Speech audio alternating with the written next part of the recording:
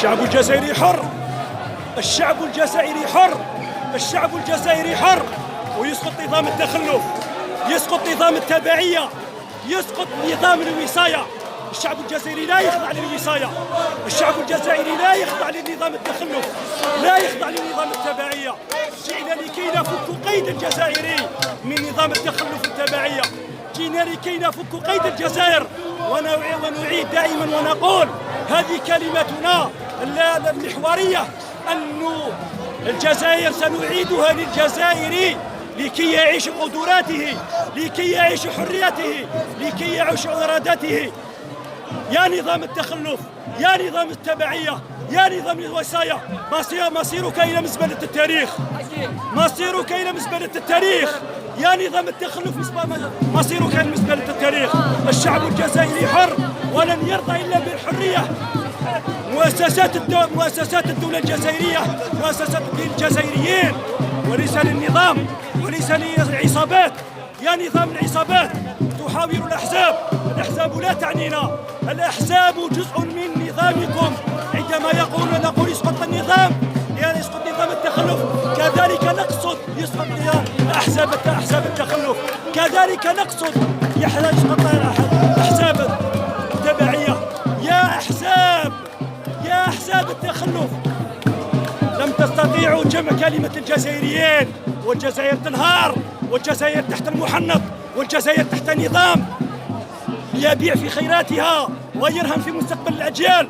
واليوم تريدون أن تعودوا إلى الحراك من خلال تجمعات وشعارات ميتة، من خلال تجمعات تعيش الغربة بأشخاص تعيش الغربة. نقول لك يا نظام التخلف ويا أحزاب التخلف، لا يمكن لكم أن تمثلوا قدرات هذا الشعب، لا يمكن لكم أن تمثلوا الشعب الحر، الشعب الذي يرفض أن يعيش، أن يدمر بمؤسساته.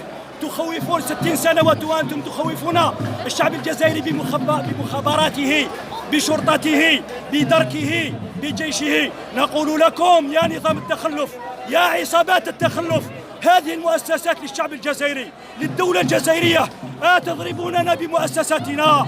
أتريد أن تحطموا مستقبل الجزائري بمؤسساته؟ أتريدون أن تشوشوا عن طموحات الشعب الجزائري بمؤسساته؟ نقول لكم جئنا لكي نفك قيد الجزائريين، وجئنا لكي نفك قيد الجزائر. من ماذا؟ من نظام متخلف، نظام تابع، نظام خاضع للوصاية، ويريد أن يجعل من الشعب الحر خاضع للوصاية. الشعب الجزائري الحر لا يمكن له أن يخضع للوصاية. الشعب الذي له تاريخ يؤمن بالمستقبل، الشعب الذي له تاريخ يؤمن بالمستقبل، الشعب الذي له تاريخ يؤمن بالمستقبل. الشعب الذي أعطى للعالم رمزية تحرير الأرض سيعطي للعالم رمزية تحرير الإنسان من الأنظمة المستبدة، من الأنظمة الحقارة، من الأنظمة الفاسدة، من الأنظمة المتخلفة، من الأنظمة التي تريد أن تدجن إرادة الشعب الجزائري. الشعب الجزائري أعطى للعالم صورة عن التحضر. يا عالم انظر هذا الشعب كم هو متحضر، مدة سنة وهو يخرج في سلم وفي وحدة بعد أن أراده النظام أن يعيش مقسم قبيلي عربي شاوي إسلامي علماني. لكن الشعب الجزائري أراد أن يقول نحن بكل أفكارنا للجزائر، بكل جهاتنا للجزائر، بكل أعراقنا للجزائر، بكل لهجاتنا للجزائر، بكل ما نملك للجزائر. ونظام التخلف إلى مزبلة التاريخ، ونظام التخلف إلى مزبلة التاريخ، نظام التبعية إلى مزبلة التاريخ، نظام الوصاية إلى مزبلة التاريخ. تريدون أن تقولوا ننقذ الاقتصاد الجزائري بالغاز الصخري. ماذا فعلتم بثرواتنا خلال 60 سنة؟ الغاز الصخري في عراقنا، الغاز الصخري في عقولنا، الغاز الصخري في إرادتنا، الغاز الصخري في ماضينا الذي نؤمن به وأنتم كفرتم به. الغاز الصخري هو طموحنا وطموح الأجيال، ولذلك نقول ابتعدوا عن مستقبل أبنائنا، ابتعدوا عن مستقبل أبنائنا، ابتعدوا عن طموحاتنا. نحن نؤمن بأنفسنا. نحن ليس كما تريد أن تصوروننا للعالم بأننا شعب متخلف، بأننا شعب لا نعرف كيف نعيش السلمية. أعطيناكم درس يا نظام التخلف، وأعطينا درس للعالم. نقولها ونعيدها: أخضعوا أنتم للاستعمار، الأنظمة الاستعمارية. الشعب الجزائري لا يخضع لا للإمارات ولا للنظام الاستعماري الفرنسي ولا للنظام الاستعماري الأمريكي أو أي نظام استعماري في العالم. الشعب الجزائري حريته سيأخذها ويحرر الإنسان كما حرر الأرض، وسيجعل العالم يدرس هذه الثورة على أنها ثورة أحرار، ثورة شعب متحضر، ثورة شعب مضارب بأعماقه في التاريخ، ضارب بجذوره في أعماق التاريخ. تقولون إصلاحات عميقة، نحن نقول لكم ارحلوا.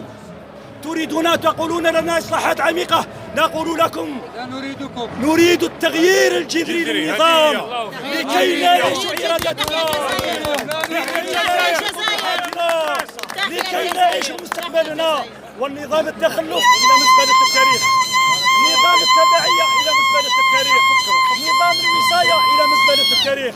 هكذا نعيدها دائما، ونقول أن المسألة بيننا وبينكم هي مسألة تحرير إنسان. دمرتم إنسان. ونقول المشكلة بيننا وبينكم أنكم قضية تحرير إنسان. من ماذا؟ من نظامكم المتخلف. سنحرر مؤسساتنا ونجعلها في خدمة هذا الشعب وفي خدمة هذه الدولة الحرة وفي خدمة الدولة. سنحرر مخابراتنا التي أردتموها خدمة لعصاباتكم، وشرطتنا خدمة لعصاباتكم، ودركنا خدمة لعصاباتكم، وجيشنا خدمة لعصاباتكم. هذه المؤسسات لنا، هذه المؤسسات لإرادة الشعب الجزائري، لكي تحمي الشعب الجزائري، تحكمي قدراته.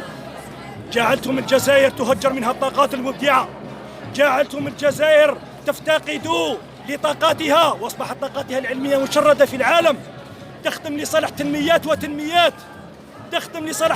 وتنميات، بينما الشعب الجزائري فقير بالتنمية، وتريدون دائما العودة إلى باطن الأرض للنهب. أما الإنسان تحتقرونه وتخوفونه بمؤسساته، وتريدون أن تخضعونه للمعرفة والرشوة والتخويف. اسكت بالك، هذا مخابرات، اسكت بالك، هذا شرطي، اسكت بالك هذا. وهل هذه مؤسساتكم؟